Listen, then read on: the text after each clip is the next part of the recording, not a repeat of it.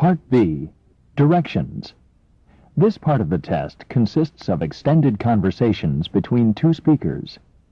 After each of these conversations, there are a number of questions.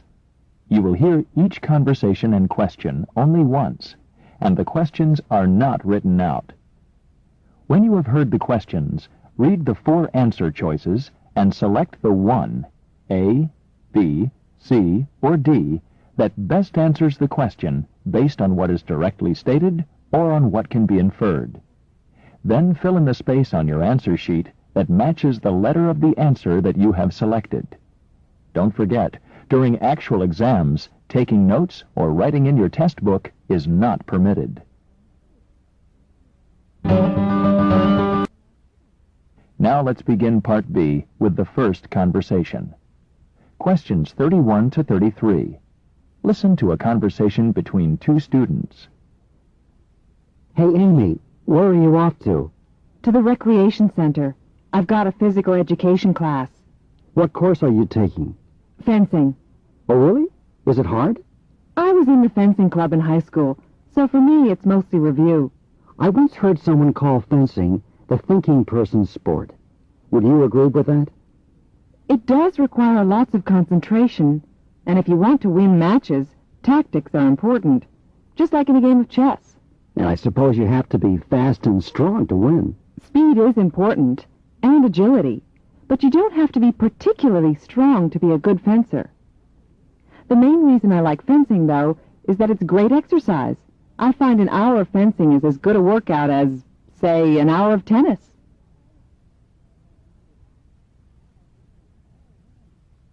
Number 31.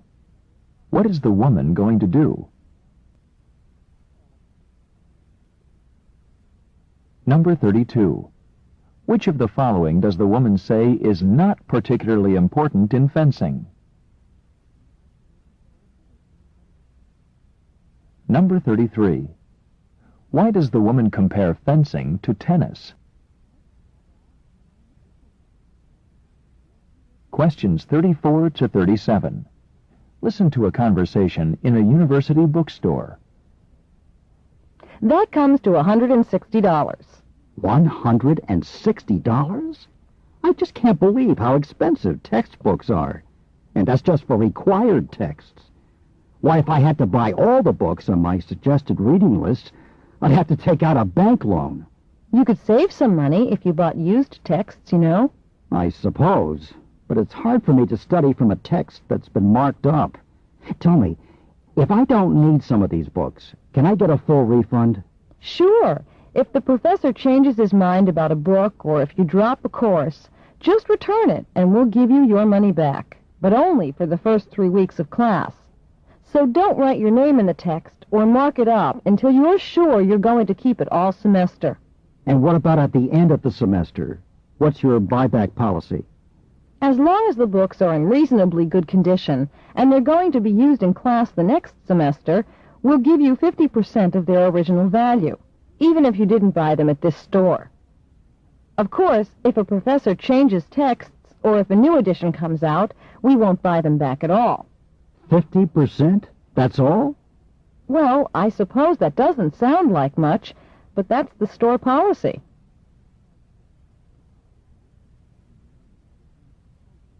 Number 34.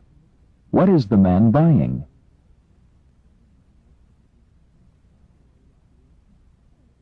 Number 35.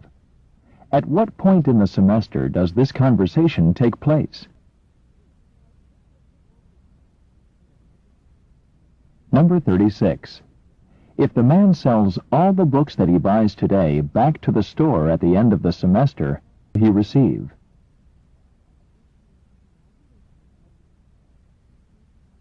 Number 37. Why would the bookstore not buy back the man's books at any price? This is the end of Part B. Go on to Part C.